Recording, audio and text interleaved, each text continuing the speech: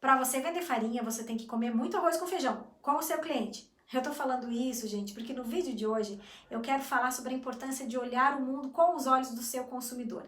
Olhar para o seu cliente é muito importante. Agora, olhar o mundo com os olhos dele é o que vai fazer diferença para que você consiga entender melhor o comportamento desse seu consumidor e aí traçar estratégias que sejam mais efetivas para vender mais. Esse é um erro que muitas vezes a gente, empreendedor, profissional de marketing, comete, que é traçar estratégias pensando em como o consumidor vai reagir, mas de acordo com o nosso próprio mundo, de acordo com o nosso comportamento ou o comportamento das pessoas que estão no nosso entorno. E quando a gente faz isso, a gente pode gastar tempo e energia fazendo estratégias que não vão dar certo, simplesmente porque aquilo que a gente entende que iria funcionar não vai funcionar com aquelas pessoas porque elas têm perfis totalmente diferentes ou realidades diversas da nossa. Eu vou dar um exemplo para vocês da minha área de atuação, nos últimos 15 anos, mais fortemente na área de comunicação e mídia. Eu já encontrei alguns anunciantes, alguns clientes que diziam assim: olha, TV aberta ninguém assiste. E a gente pergunta, mas com base em que você está falando isso? Ah, não, porque na minha casa os meus amigos não assistem. E aí, quando eu vejo esse tipo de observação e de argumento, eu costumo provocar essas pessoas a pensar: tá, mas e na periferia das cidades? Você já esteve lá para observar como é o comportamento dessas pessoas no consumo de mídia? Será que elas têm o mesmo celular que você tem? Será que elas têm aquele pacote infinito de dados que você tem? Será que elas têm que dividir o Wi-Fi com o vizinho delas ou elas têm um Wi-Fi próprio?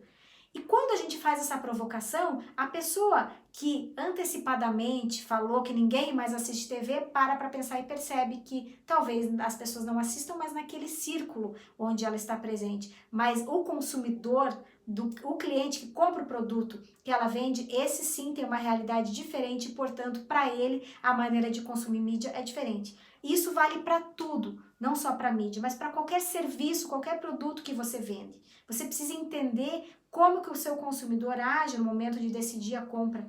O que vale a pena para ele em termos de vantagem de preço ou de custo-benefício? Quais os argumentos que vão convencê-lo? O que é valorizado no círculo social em que ele trafega? Quais as dificuldades que ele tem? Que tipo de valorização ele espera que aquele produto vai oferecer ou que não vai oferecer? E como que você vai descobrir tudo isso? A maneira mais eficiente é a pesquisa em campo, é você ir a campo para presenciar, observar. Você pode fazer isso por meio de um instituto, contratando um estudo etnográfico, que é um tipo de estudo onde o pesquisador se instala na casa de alguma pessoa que tem o perfil do seu cliente ou de algum bairro, alguma comunidade que tem aquele perfil, para observar o padrão de comportamento e trazer relatórios detalhados para você. Mas você pode também colocar na sua rotina de, com uma certa frequência, frequentar os ambientes que aquele perfil de cliente seu frequenta, para observar como que ele compra. Ele compra de primeira, ele chega numa prateleira e pega o produto, ele pesquisa, ele compara preço, ele está com uma calculadora na mão fazendo conta, ele leva a listinha, ele vai com o filho comprar ou ele não vai? Como que é a influência do filho, daquela criança, daquele adolescente ali junto com ele na hora de comprar? Tudo isso faz diferença para que você venda mais. E é importante você entender esse padrão de consumo. E quando eu falo de acampo, não é só para você ir quando você atende um público popular. Mas se você atende um público também mais voltado ao mercado de luxo, por exemplo, você também precisa entender porque a realidade de compra dessas pessoas também pode ser muito diferente da sua. A forma como aquelas pessoas encaram uma compra pode ser muito diferente da maneira como você vê.